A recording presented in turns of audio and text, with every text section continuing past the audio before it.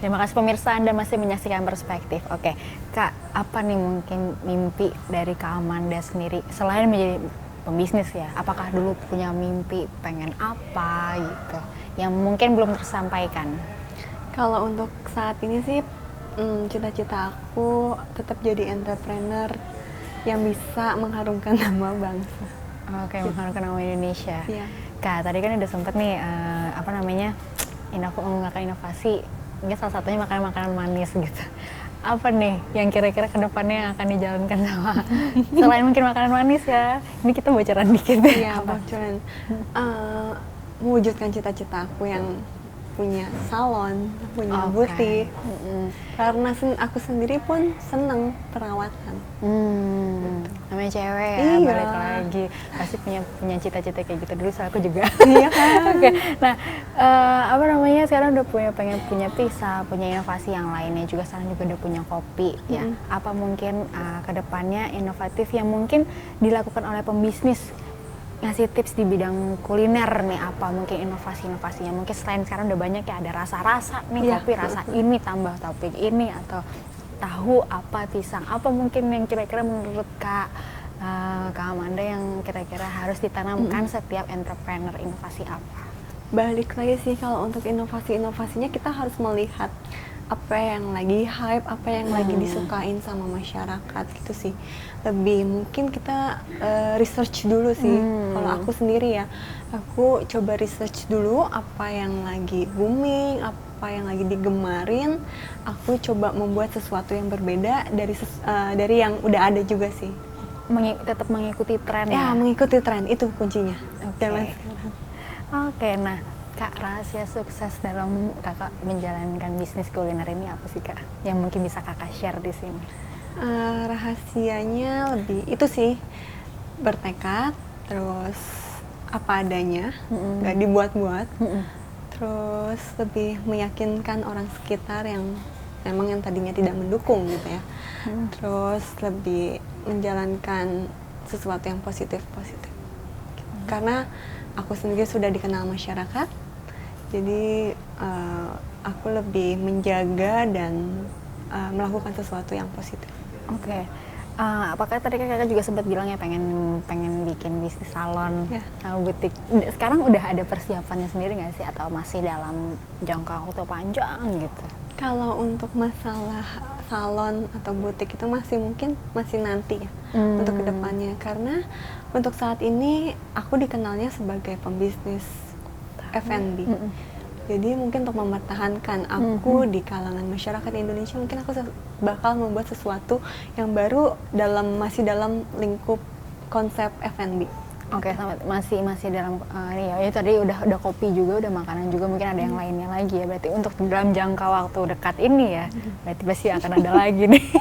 Dibocor-bocorin dulu nih, jadi penasaran kita. Oke. Nah, bisnis kuliner kan pasti merupakan bisnis yang ketat juga nih gitu kan. Semangat juang apa sih Kak yang mungkin bisa Kakak share di sini untuk bikin bisnis food and beverage lagi tadi? Semangat juang balik lagi ya ke diri masing-masing, lebih ke kesadaran diri seseorang masing-masing gitu. Kalau dari aku sendiri memang ini suatu cita-cita aku, keinginan aku dari dulu sampai akhirnya aku mengambil dan menyelesaikan pendidikan aku di S2 BINUS Business School ini, dan aku gak mau ilmu yang aku dapat ini sia-sia, makanya aku implementasiin di bisnis aku gitu. Dan memang harus berpikir kita ini anak muda Indonesia yang harus terus membangun dan mempertahankan Indonesia ini lebih maju dan lebih maju lagi. Oke, gitu. Tekad yang kuat, ilmu yang memadai, dan juga yang pasti bertekad untuk mengharumkan nama bangsa ya. Betul. Oke. Dan di Indonesia ini masih belum stabil ya, dalam arti kata kayak di daerah-daerah masih lah banyak yang belum maju gitu. Sedangkan di kota mana sudah maju banget. Ini cita-citaku juga memeratakan kehidupan di Indonesia sih. Wow, dengan lewat bisnis ya. Dan itu memang didapatkan juga sih, dipelajari juga dalam pendidikan aku. Oke, nah menurut kakak sendiri sekarang kakak mungkin baru menjadi seorang entrepreneur ya, tapi udah menjalankan gitu ya entrepreneur. Kedepannya mungkin kakak tantangan apa yang kira-kira akan dihadapi sebagai pembisnis dalam jangka waktu yang kedepannya? Tantangan yaitu aku akan membuat sesuatu usaha yang baru yang sebelumnya mungkin udah ada nih. Nah, tantangannya aku ini bagaimana aku bisa lebih dikenal, brand aku ini lebih dikenal oleh masyarakat Indonesia dibandingkan brand yang udah ada sebelumnya gitu. Tetap berinovasi Ya, tetap balik harus lagi berinovasi. inovasi apa yang aku harus lakukan, harus aku buat gitu. Berarti tantangan ke depan kira-kira menurut kakak sendiri dalam dunia bisnis tuh apa sih kak? Selain mungkin tren ke depannya, tapi apa kira-kira ke depannya? Apalagi kan mungkin sekarang ada zaman era teknologi yang semakin memadai gitu. Industri 4.0 Betul, ya. betul. Sesuatu yang bisa digantikan oleh mesin gitu, yang tidak dijalankan oleh orang lagi. Aku pengen mempertahankan ini sih. Jangan semuanya diambil oleh teknologi gitu loh. Karena masyarakat Indonesia banyak loh yang belum dapat pekerjaan atau enggak lapangan pekerjaannya ini digantikan oleh robot-robot atau mesin-mesin gitu. Lebih ini sih membuat sesuatu usaha dengan memanfaatkan sumber daya manusia yang ada di Indonesia gitu. Tetap Itu memberdayakan sih, manusia. lebih itu ya? juga salah satu cita-cita aku yang aku pengen aku menjalankan bisnis ini bukan hanya memikirkan aku pengen orang yang ada di pegawai-pegawai aku, orang-orang yang ada di sekeliling aku ini juga sukses. Wow, Iya, cita-cita yang cukup mulia ya. Namanya sebagai leader tetap memikirkan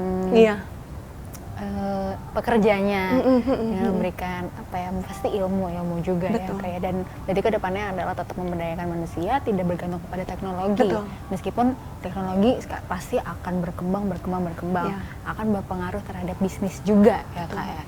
Oke, nah kak, susah nggak sih, mungkin kan sekarang juga persaingan ketat, tahu mungkin dari food and beverage banyak banget ya, inovasi-inovasi juga banyak banget, tahu pakai ini atau nasi goreng pakai ini, mie goreng pakai ini, banyak banget. Tapi apa sih mungkin yang menjaga konsistensi dari bisnis kakak sendiri, mungkin baik kopi ataupun tahu tadi? Kalau dari tahu yaitu lebih menjaga kriuknya sih, karena sensasi kriuk yang didapat di tempat aku mungkin tidak didapatkan di tempat lain mungkin. Wow, oke. Atau dari sisi kopi aku tidak hanya menjual kopi, aku juga menjual es coklat. Dan aku akuin es coklat bukan karena aku yang jual ya.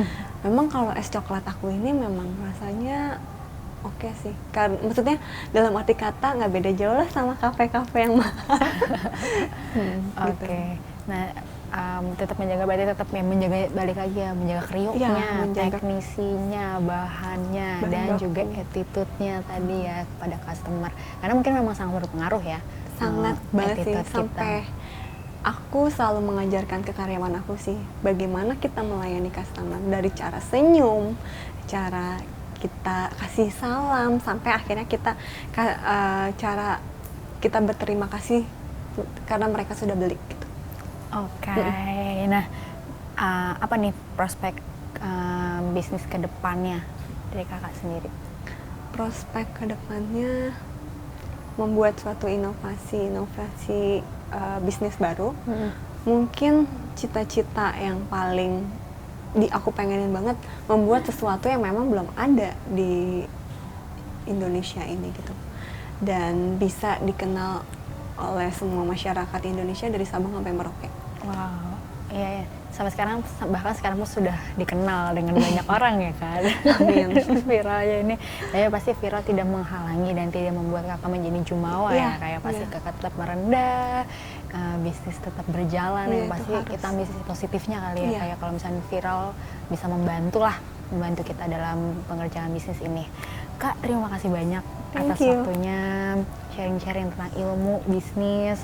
Banyak banget yang kita tahu, yang pasti kita kalau sebagai pembisnis adalah harus tekad, bekerja keras, Betul. Jangan berani rugi ya. Iya, jangan takut rugi, jangan gengsi, Betul. jangan terlalu memikirkan omongan orang lain. Oke, harus bisa menghadapi bisnis ke depan ya, Iya, Kak. betul. Kak Amanda, thank you banget Thank you. atas waktunya. Dan pemirsa, itulah tadi perbincangan saya bersama Kak Amanda nih sebagai entrepreneur, dan banyak banget informasi yang kita dapetin.